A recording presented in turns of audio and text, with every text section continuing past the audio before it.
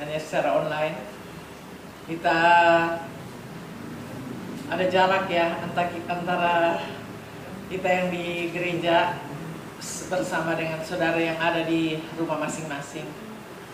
Puji Tuhan, saudara yang ada di Tangsel dan sekitarnya, yang ada di luar daerah, di luar negeri, selamat merayakan hari kematian dari Yesus.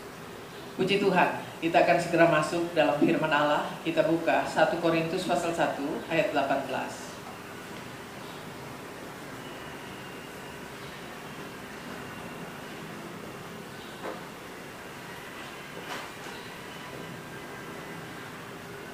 1 Korintus pasal 1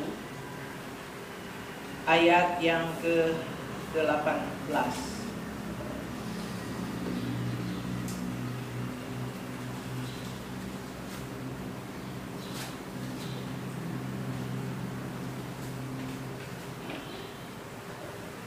Sebab pemberitaan tentang salib memang adalah kebodohan bagi mereka yang akan binasa. Tetapi bagi kita yang diselamatkan, pemberitaan itu adalah kekuatan Allah. Puji Tuhan.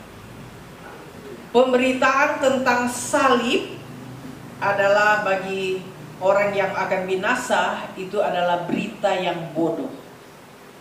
Kebodohan bagi orang yang akan binasa. Kenapa dikatakan kebodohan bagi orang yang akan binasa? Saudara, orang yang akan binasa adalah orang yang tidak percaya. Karena tidak percaya, maka mereka akan binasa. Dan berita salib merupakan berita kebodohan bagi mereka. Kita lihat di dalam ayat yang ke-23, di situ dikatakan, tetapi kami memberitakan Kristus yang disalibkan untuk orang-orang Yahudi suatu batu sandungan, dan untuk orang-orang bukan Yahudi suatu kebodohan.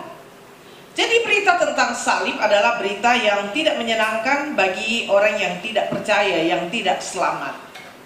Saya pernah di tempat praktek, saya melayani anak-anak sekolah minggu. Lalu anak-anak bertanya begini, Tante, kok Tuhan itu mati? Nah, di pemikiran anak-anak, Tuhan kan itu hebat. Apalagi kita promosikan Tuhan itu pencipta langit dan bumi. Kok Tuhan itu mati, Tante?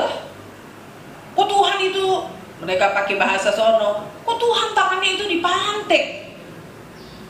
Kenapa demikian? Kok Tuhan seperti itu? Dan banyak orang beranggapan juga demikian. Kenapa dia Tuhan?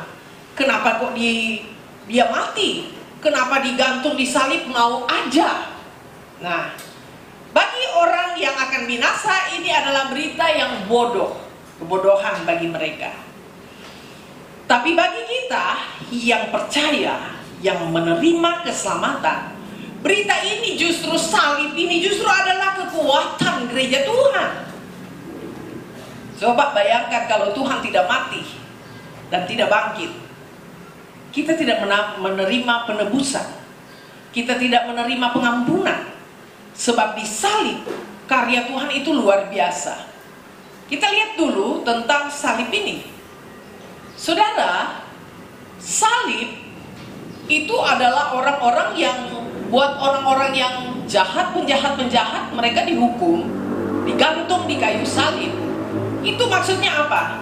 Supaya dipermalukan. Tuh, semua orang lewat tuh, ini kan orang jahat nih.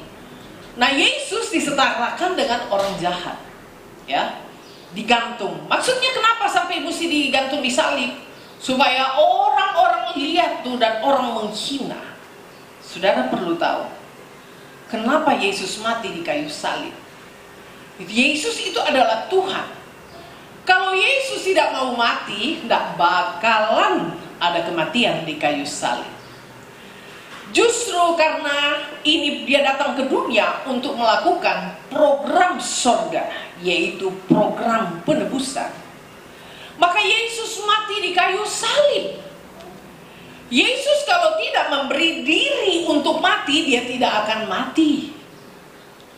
Kalau dia tidak memberi dirinya untuk mati,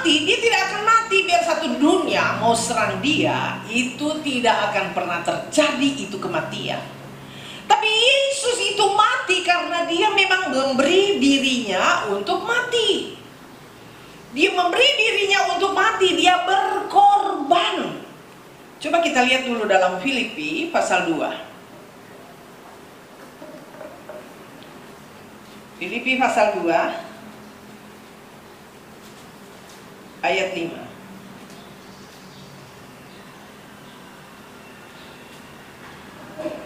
Hendaklah kamu dalam hidupmu bersama menaruh pikiran dan perasaan yang terdapat juga dalam Kristus Yesus, yang walaupun dalam rupa Allah tidak menganggap kesetaraan dengan Allah itu sebagai milik yang harus dipertahankan, melainkan telah mengosongkan dirinya sendiri dan mengambil rupa seorang hamba, dan menjadi sama dengan manusia, dan dalam keadaan sebagai manusia ia telah merendahkan dirinya dan taat sampai mati, bahkan sampai mati di kayu salib.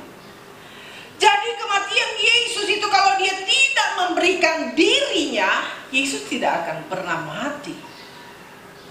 Tapi dikatakan dia meninggalkan kesetaraannya dengan Allah, apa yang dia tidak pertahankan itu.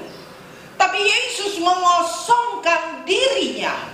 Dia tinggalkan kealahannya di tempatnya di surga. Lalu dia turun jadi manusia.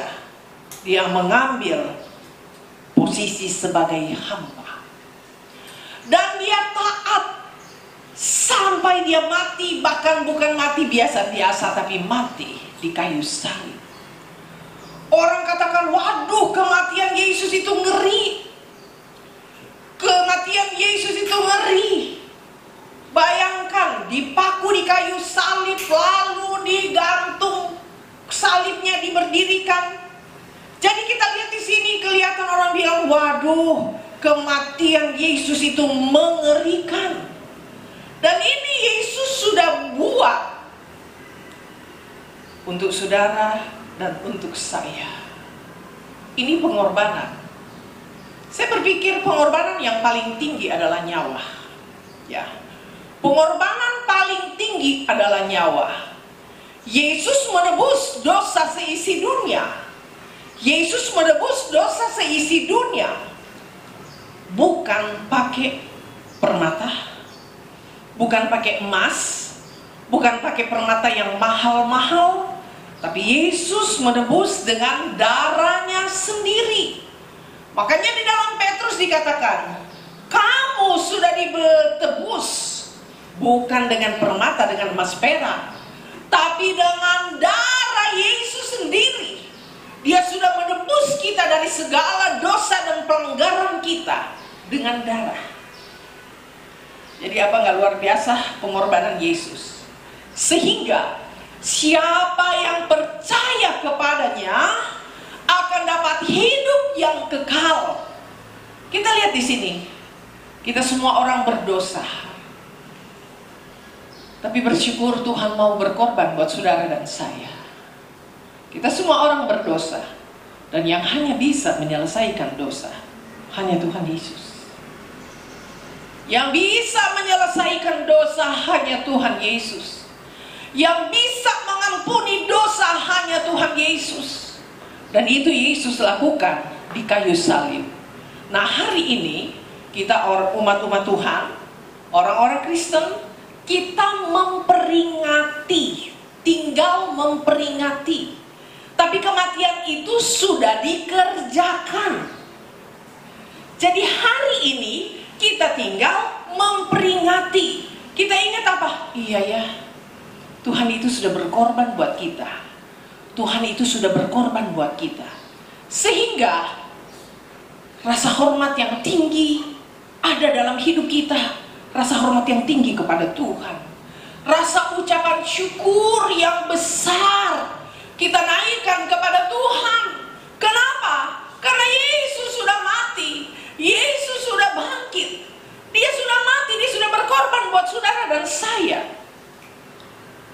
Di dunia ini, ya, adakah orang bilang begini, saya mau berkorban, lalu mau serahkan nyawa? Bahkan ada orang yang karena ada satu kasus, dia masuk penjara. Ini bapak. Sudah bisa bayangkan, dia bisa main dengan dia uangnya banyak, bisa dibalik, istri masuk penjara. Lalu dia bebas. Itu manusia. Bagaimana kalau itu begitu yang mau bilang berkorban jiwa? Saudara, yang berkorban nyawa hanya Yesus. Ya, hanya Yesus. Dan ini Yesus lakukan karena dia mengasihi umat manusia. Jadi ada berita bahwa siapa yang percaya dengan pengorbanannya, berita salib ini justru berita kekuatan. Bagi orang yang akan binasa, berita salib adalah berita kebodohan. Bukan main orang celah, apa-apaan ini Tuhan kok pakai mati-mati di kayu salib. Tapi bagi kita, sekarang kita kembali pada pembacaan kita di dalam 1 Korintus tadi, pasal 1, ayat yang ke-18. Sebab pemberitaan tentang salib memang adalah kebodohan bagi mereka yang akan binasa. Tetapi bagi kita yang diselamatkan, pemberitaan itu adalah kekuatan Allah. Justru berita tentang salib itu kekuatan Allah. Makanya Rasul Paulus dia katakan dalam Roma 1 ayat 16, aku tidak malu kabarkan Injil. Aku tidak malu kabarkan berita tentang salib. Karena Injil itu adalah kekuatan Allah. Kita jangan malu kalau orang celah. Wah, kamu punya Yesus, kamu punya Tuhan, itu mati. Justru di situ kekuatan gereja. Paulus dia katakan, aku tidak malu kabarkan Injil. Aku tidak malu beritakan tentang salib Yesus. Karena Injil itu adalah kekuatan Allah. Jadi kalau kita mau kuat, kita mesti terima itu Injil. Setiap kali kita mendengarkan firman lalu kita terima, kita tambah kekuatan. Besok lagi kita dengar firman Allah, maka Injil itu, firman itu adalah kekuatan Allah. Jadi setiap kita menerima Injil, kekuatan itu kita terima. Jadi kita lihat, kekuatan itu tergantung yang kita makan, ya. Kalau satu hari, kalau kita biasanya di Indonesia tuh punya makan pagi, siang, malam. Tapi ada di antara pagi dan siang itu ada snack. Lalu antara siang dan malam ada snack. Itu berapa kali makan? Jadi 5 ya. Nah, coba kalau nggak makan, ya, orang akan lemah. Dia mulai apa? Pusing. Dia mulai apa? Sakit, dia punya lambung. Saat asamnya itu bekerja, merusak, udah mulai yang mestinya. Heran ya, Tuhan itu sudah atur dalam tubuh manusia. Pagi itu sarapan, siang makan siang, malam. Dan setiap jam makan itu, memang itu Tuhan sudah buat, itu saat asam itu akan keluar, dia akan berproduksi. Untuk apa? Dia akan melumat itu makanan yang masuk. Makanya orang kalau terlambat makan bilang, sakit lambung saya. Kenapa? Ketika zat asam itu diproduksi, dia melumat apa? Nggak makan. Nah, karena nggak makan, ya itu yang dia hantam itu apa? Ususnya. Maka orang bilang sakit lambung. Jadi tepat. Jadi orang makanya bilang perhatikan jam makan. Makan sebab itu memang zat asam akan keluar. Berani nggak makan, lemas. Mulai ada gangguan apa? Lambung. Habis kalau lambung sudah terganggu, dia akan naik di kepala, pusing. Nanti kalau sudah pusing, tentunya berpikir itu sudah tidak normal. Sudah berpikir mesti yang bagus, jadi berpikir yang tidak baik. Itu berpengaruh sampai ke kesehatan kita kalau tidak makan. Begitu juga dengan rohani. Injil adalah kekuatan Allah. Setiap kali kita makan firman Allah, kita terima itu Injil, kita sama dengan menerima kekuatannya Tuhan masuk di dalam kita. Makanya walaupun ada tantangan, tapi kalau kita makan makanan rohani yang bergizi, Makanya jangan di rumah ya, jangan cuma dengar, baik di tempat ini maupun yang ada di rumah masing-masing. Jangan hanya dengar itu firman Allah lalu sambil lalu. Itu sama dengan kita datang restoran, kita cuma lihat itu makanan tapi kita tidak makan. Tapi ketika kita dengar itu firman, kita mesti sambut, simpan, kita makan. Sebab setiap kali kita dengar firman, sama dengan kita sedang menerima kekuatan Allah. Mengapa? Kalau kita lihat dalam firman Allah, hari-hari ini adalah hari terakhir. Saudara perlu tahu, bangsa Israel bahwa hari ke-6 itu mereka harus pungut 2 kali lipat. Itu mana? Karena hari ke-7 tidak turun. Nah, kenapa mesti 2 kali lipat? Dan saya percaya ini merupakan hari ke-6. Saudara, kita mesti makan banyak firman Allah. Kita mesti makan 2 kali lipat. Kenapa? Tantangannya juga berlipat-lipat. Kesukaran yang gereja akan hadapi nanti akan makin bertambah. Ingat baik-baik penghukuman Tuhan melakukan mulai dari mana? Gereja Tuhan. Saya begitu percaya hari-hari ini adalah hari-hari di mana Tuhan sedang membersihkan gereja Tuhan. Tuhan sendiri yang akan bangun, Tuhan sendiri yang akan memproses gereja, bukan pimpinan gereja, bukan. Kita umat Tuhan akan diproses oleh Tuhan secara pribadi. Suka tidak suka, kita harus masuk di dalam proses ini. Kita akan menghadapi tantangan demi tantangan. Tapi kalau kita makan firman Allah, maka kita memperoleh kekuatan Allah. Semakin kita menerima kekuatan Allah, kita akan kuat dan kita akan mampu hadapi proses demi proses. 2 hal yang sedang terjadi. Banyak orang akan datang kepada Tuhan, orang-orang Kedar, orang-orang dari sono. Mereka akan menerima Tuhan. Mereka berkata, mari kita datang ke rumah Allah, ke Sion, dalam Yesaya. Karena di Sion ada pengajaran. Dalam waktu yang sama, banyak orang akan Tuhan akan murtad dan tinggalkan Tuhan. Ini kedua, terjadi dalam waktu bersama. Jadi kalau ada yang lihat yang tinggalkan Tuhan, ketahuilah bahwa Tuhan tidak lama lagi akan datang. Firman Allah sedang digenapi, dan jangan kita menggenapi yang tidak baik, yang meninggalkan Tuhan. Nah, bagaimana caranya supaya kita tetap kuat di dalam Tuhan? Kita makan firman yang banyak. Injil itu adalah kekuatan Allah. Jadi setiap kita terima firman, kita menerima kekuatan daripada Tuhan. Kita tidak akan takut dan kita tidak akan malu kalau orang celah ya tentang salib. Sekali lagi, salib adalah kekuatan Allah. Di sinilah rahasianya. Justru salib itu kebanggaan kita ya, karena Yesus mati untuk menebus dosa saudara dan saya. Nah, sekarang kita kan hari ini memperingati, oh Yesus sudah mati buat saya. Sekarang kita yang terima, kita yang percaya, kita yakin kita dapat hidup yang kekal. Nah, sementara hari-hari ini, apa yang harus kita lakukan dengan salib itu?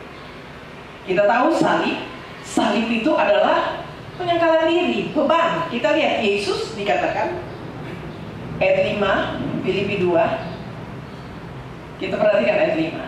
Hendaklah kamu dalam hidupmu bersama menaruh pikiran, perasaan yang terdapat juga dalam Kristus. Saudara, Tuhan akan membentuk kita mulai dari mana? Cara berpikir. Hendaklah kamu menaruh pikiran, ya kita Tuhan akan bentuk sampai kita berpikir sama dengan Tuhan berpikir. Kita mesti punya perasaan seperti Tuhan punya perasaan. Gereja Tuhan akan dibawa sampai seperti itu. Sampai kita punya cara berpikir, perasaan sama dengan Yesus. Apa yang ada di pikiran dan di perasaan Yesus, ini yang harus kita lakukan. Yang walaupun dalam rupa Allah tidak menganggap kesetaraan dengan Allah itu sebagai milik yang harus dipertahankan. Dia Allah, tapi dia mau merendahkan diri. Apa yang dia lakukan? Dia telah mengosongkan dirinya sendiri, lalu ambil rupa seorang hamba. Lalu dan mengambil rupa menjadi sama dengan manusia. Dan dalam keadaan sebagai manusia, dia telah merendahkan dirinya dan dia taat sampai mati di kayu salib. Ini yang harus ada di pikiran dan di perasaan kita. Ini harus dipahami, sebab kita mesti jalankan. Kita mesti jalankan ini. Bagaimana yang ada di pikiran dan perasaan Tuhan, itu gereja Tuhan harus jalankan. Dia mengosongkan dirinya. Jadi makanya memang beda ya. Yesus, dia Allah, dia turun, dia tinggalkan kealahannya. Dia menjadi rupa seorang hamba. Dia jadi manusia. Lalu dia merendahkan dirinya serendah-rendahnya. Dia taat sampai mati di kayu salib. Nah sekarang, kita yang sudah ditebus, apa yang harus kita lakukan? Mari kita buka Injil Lukas. Injil Lukas pasal 9 ayat 23.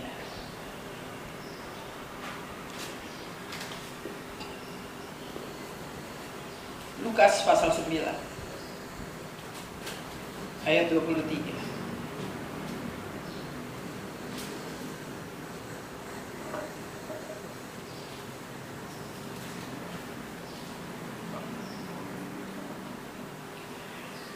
Katanya kepada mereka semua, setiap orang yang mau mengikut aku, mengikut Yesus, ia harus menyangkal dirinya, memikul salibnya setiap hari, dan mengikut aku.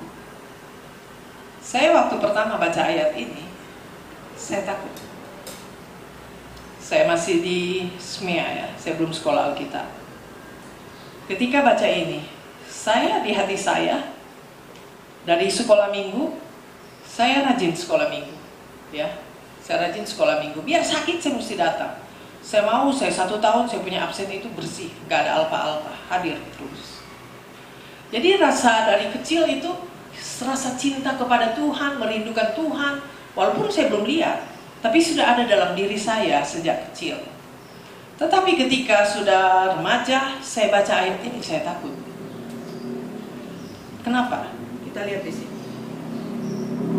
Katanya kepada mereka semua, setiap orang yang mau mengikut aku harus menyangkal dirinya. Berikut, memikul salibnya setiap hari dan mengikut aku. Saya masih remaja, saya pikir, aduh, saya kan pengen ikut Tuhan terus.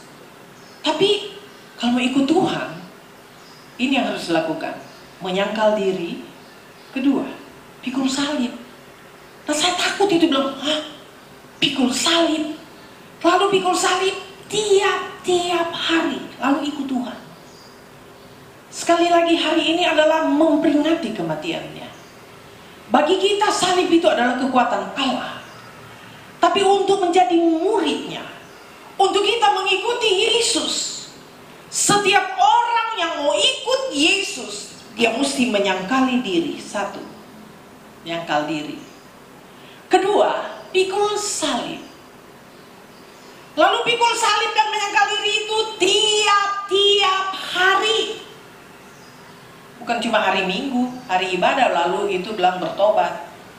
Kita lihat menyangkal diri.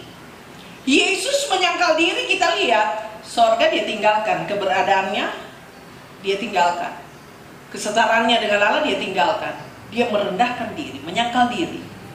Saudara, kalau kita memahami tentang menyangkal diri, kita akan menjadi orang-orang yang rela ini keakuan ini. Apa yang kita sangkal? Semua manusia mau dipuji, mau yang terbaik, dan ini dan sebagainya. Tapi kalau kita mengerti akan firman Allah, kita akan belajar dari Yesus. Kita menyangkal diri. Saatnya kita direndahkan orang, kita tidak akan pernah tersinggung dan kita tidak akan sakit hati. Ini menyangkal diri. Lalu berikut, pikul salib. Masing-masing ada beban. Salib itu kan beban. Masing-masing. Kita lihat keluarga A, dia kesulitan ekonomi, tapi sehat semua. Salibnya di ekonomi. Ada yang sehat, ada yang ekonominya berlimpah-limpah, tapi dia bergumul dengan sakit penyakit. Itu salibnya. Masing-masing itu ada salib, ada pergumulan. Ada yang baru dalam rumah tangga baik-baik semua, tetapi punya tetangga yang rese, itu salib. Di lingkungan kita, pokoknya ada saja selama kita hidup di dunia, ada saja pergumulan. Kita masing-masing ada salibnya. Dan kalau Tuhan izinkan, ada yang jadi beban, anak jadi beban, ada yang suami jadi beban, ada yang istri jadi beban. Itu pergumulan salib. Dan kita harus pikul tiap-tiap hari. Lalu ikut Yesus. Saudaraku, ketika engkau sedang ada pergumulan, jalani itu dengan ucapan syukur. Itu salib yang Tuhan berikan. Tuhan izinkan supaya apa? Paulus dia katakan, aku 3 kali berdoa, tapi duri yang ada di dalam dia, Tuhan tidak sembuhkan dia. Tuhan hanya bilang apa? Cukuplah kasih karuniaku kepadamu. Paulus berdoa. Saudara, Paulus itu punya karunia yang luar biasa. Dia menulis dalam kitab ini, dalam Alkitab 14 buku. Dia mendapat karunia yang begitu banyak. Dia pernah diangkat di langit yang ketiga. Tapi ketika dia menghadapi pergumulan, ada sakit penyakit dalam tubuhnya, Tuhan tidak sembuhkan. Tuhan hanya bilang, cukuplah anugerahku bagimu. Kadang Tuhan kasih duri, karena karunia banyak ya. Orang bisa sombong. Kadang Tuhan izinkan ada salib di masing-masing keluarga, dengan maksud supaya kita tetap merendahkan diri di hadapan Tuhan. Kalau sudah tidak ada masalah, kita bisa lupa diri, kita bisa jadi sombong. Jadi kita mesti, kalau ikut Tuhan, harus menyangkali diri. Menyangkal diri, hidup dalam kerendahan. Semua manusia maunya akunya hebat, dipuji-puji, diagung-agungkan. Tapi kita menyangkal diri, kita merendahkan diri di hadapan Tuhan. Seperti Yesus, dia sudah merendahkan diri serendah-rendahnya sampai mati di kayu salib. Lalu setiap hari kita mesti pikul salib. Jadi ada beban yang Tuhan izinkan di dalam rumah tangga masing-masing. Mungkin saudara akan lihat begini, enak banget ya keluarga sana ya, wah enak, dia bahagia. Coba masuk ke dalam, saudara nggak tahu dia juga ada pergumulan. Dan itu salib buat dia. Dan kita mesti pikul tiap-tiap hari. Kita mesti menyangkal diri dan kita ikut Yesus tiap-tiap hari dan mengikut Tuhan. Kiranya Tuhan tolong di hari-hari ini banyak pergumulan, tapi saudara, mari kita tetap memandang kepada Tuhan. Kita tetap setia kepadanya. Kita memang Tuhan izinkan, Tuhan bawa kita untuk mesti pikul salib. Ada pergumulan hidup supaya apa? Kita tak jadi sombong. Semua menghormati Tuhan, semua akan berkata tiap hari, Tuhan, saya perlu Engkau. Dan itu yang Tuhan mau. Tuhan, saya perlu Engkau. Setiap hari kita datang, Tuhan, saya perlu belas kasihan-Mu. Tuhan, saya perlu pertolongan-Mu. Dan bersyukur Tuhan yang kita sembah dalam nama Yesus. Setiap kali ini kita datang, Dia tidak pernah tolak. Tapi pertolongan selalu Dia berikan kepada kita. Kapan kita katakan Tuhan itu baik? Ketika kita tidak mampu, ketika kita tidak berdaya, ketika kita lemah, kita tidak bisa buat apa-apa, dan Tuhan turun tangan. Pertolongan Tuhan tidak pernah terlambat.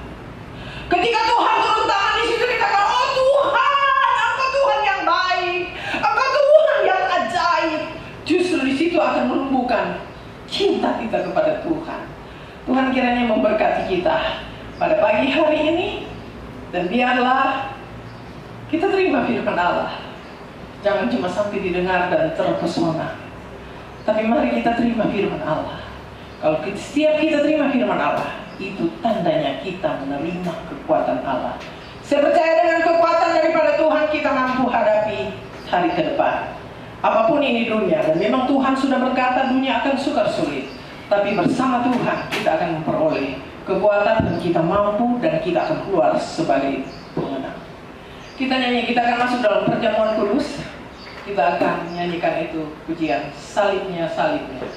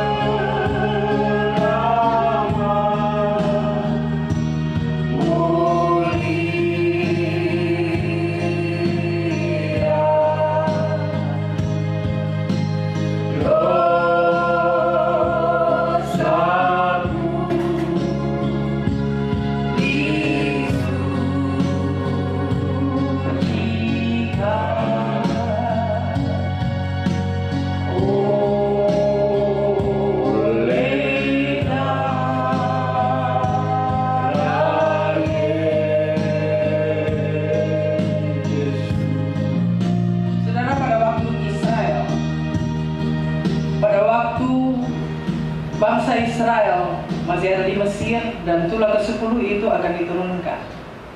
Itu maut akan berjalan di semua keluarga, bukan hanya manusia, sampai binatang. Semua anak sulung itu akan mati. Tapi Tuhan katakan, semua yang ada, semua orang Israel harus ada dalam rumah. Lalu mereka harus makan perjamuan domba Paskah. Nah, saudara perlu tahu, yang makan seisi rumah. Jadi pada pagi hari ini ada gereja lain, dia membatasi umur sekian tidak boleh ikut perjamuan. Tapi saudara perlu tahu, seisi rumah makan itu domba Paskah. Jadi saudara yang ada di rumah, anak-anak boleh makan, dia juga perlu kekuatan dari Tuhan. Berdasarkan firman Allah, semua makan seisi rumah, sampai dengan anak-anak. Anak-anak kita sudah ajarkan untuk percaya kepada Yesus, dan mereka perlu juga makan, sebab anak-anak juga perlu kekuatan dari Tuhan. Lalu kita lihat, ambil itu darah, kasih di 2 jenang pintu, lalu diambak atas. Ya, kalau ditarik segitiga, ya, Tritunggal. Kita tidak taruh di tiang pintu, tapi darah itu ada di dalam tubuh kita. Bukan main. Dan setiap rumah yang ada tanda darah, maut itu lewat. Tidak ada maut di rumah itu. Saya begitu percaya, situasi yang terjadi di dunia ini, kita berbahagia di dalam Tuhan. Di dalam kita akan bersekutu dengan tubuh dan darah Tuhan. Maka tanda darah itu ada di dalam tubuh kita, bukan di tiang pintu, tapi ada di dalam tubuh kita. Dan kita percaya maut sedang bekerja. Wah, sedang di seluruh dunia. Dan saudara perhatikan di ibu kota, di mana di situ pusat dari segala kejahatan, di situ dari pusat segala persundalan, perzinahan dan sebagainya. Maka tulah itu sedang berjalan, dan kita yang ada di dalam Yesus ada tanda darah, maka perlindungan Tuhan menjadi bagian kita. Amen. Jadi percayalah akan firman Allah. Jadi anak-anak pun harus ikut makan, sebab anak-anak juga perlu pertolongan Tuhan. Amen. Kita akan nyanyi kembali lagu ini, lalu kita akan masuk dalam perjamuan.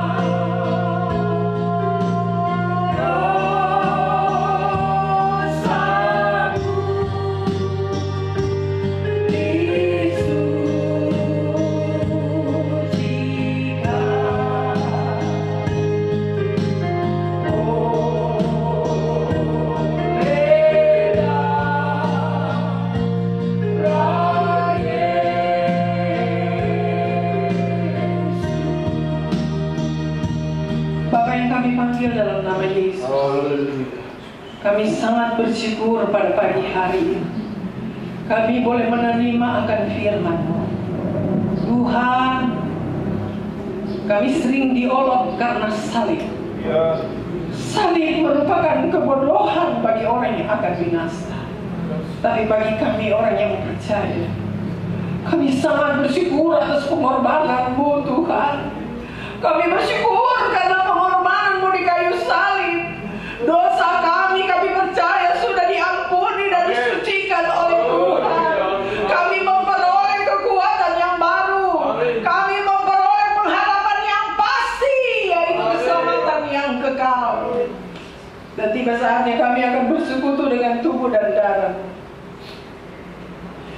Sebelum kami bersekutu dengan tubuh dan darah, Tuhan kuduskan ini roti dan anggur, baik yang ada di tempat ini maupun ada di rumah-rumah jemaat. Kuduskan ini roti, kuduskan ini anggur, sehingga dengan iman kami percaya ini adalah tubuh dan darah. Terima kasih banyak Tuhan Yesus, terima kasih. Kita angkat bersama-sama tubuh Yesus. Sebab apa yang telah aku teruskan kepadamu, telah aku terima dari Tuhan, yaitu bahwa Tuhan Yesus pada malam waktu Ia diserahkan mengambil roti, dan sesudah itu Ia mengucap syukur atasnya. Ia memecah-mecahkannya dan berkata, inilah tubuhku yang diserahkan bagi kamu. Perbuatlah ini menjadi peringatan akan aku. Kita akan makan tubuh Yesus dalam nama Yesus.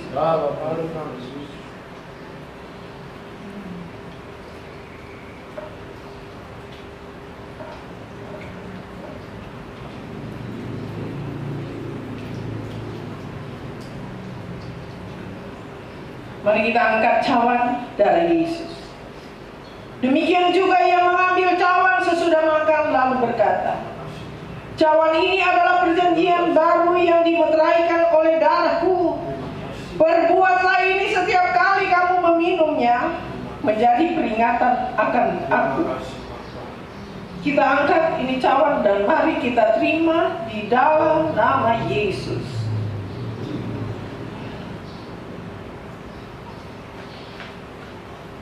Haleluya. Puji Tuhan. Terima kasih. Haleluya. Terima kasih Bapa. Haleluya. Haleluya. Puji Tuhan. Terima kasih Tuhan.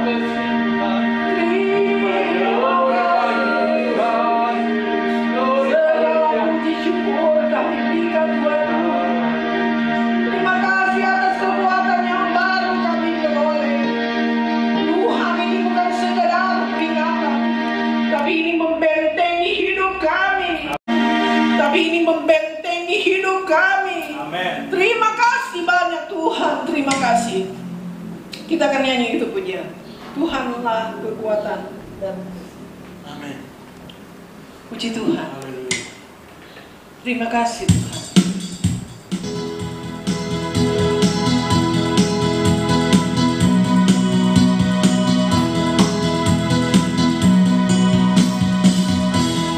Tuhanlah kekuatan dan maksudku, Dia untuk bantu dan keselamatanku. Hanya Pada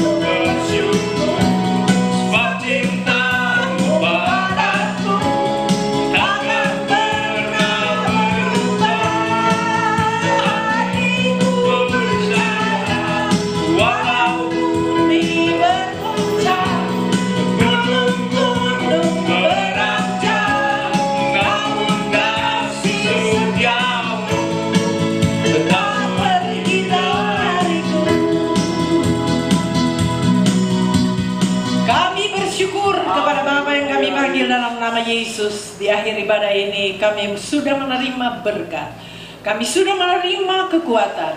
Kami merasa kami dibentengi oleh Tuhan. Terima kasih atas pemeliharaan-Mu. Lindungi kami daripada yang jahat. Lindungi kami dari amukan-amukan kuasa kegelapan. Lindungi kami dari virus-virus. Lindungi kami dari setan penyakit, kuasa kegelapan. Kami tolak dalam nama Yesus. Pagar keamanan menjadi bagian kami semua. Kami percaya tanda darah ada di dalam hidup kami. Kami percaya perlindungan Tuhan pasti bagi kami. Lindungi kami yang ada di Tangsel dan sekitarnya. Lindungi yang ada di luar daerah, di luar negeri, dimanapun berada. Pagar keamanan dari Tuhan menjadi bagian kami semua.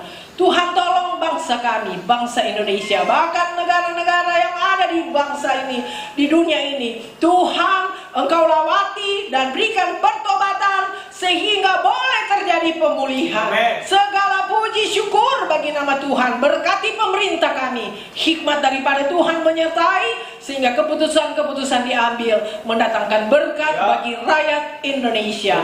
Puji Tuhan. Terpuji-pujilah nama-Mu. Kami berdoa bagi umat-umat-Mu yang sudah mengembalikan milik-Mu, yang sudah membawa persembahan. Kembalikan berkat sesuai janji firman Allah lewat lumbung-lumbung usaha. Tuhan dipermuliakan.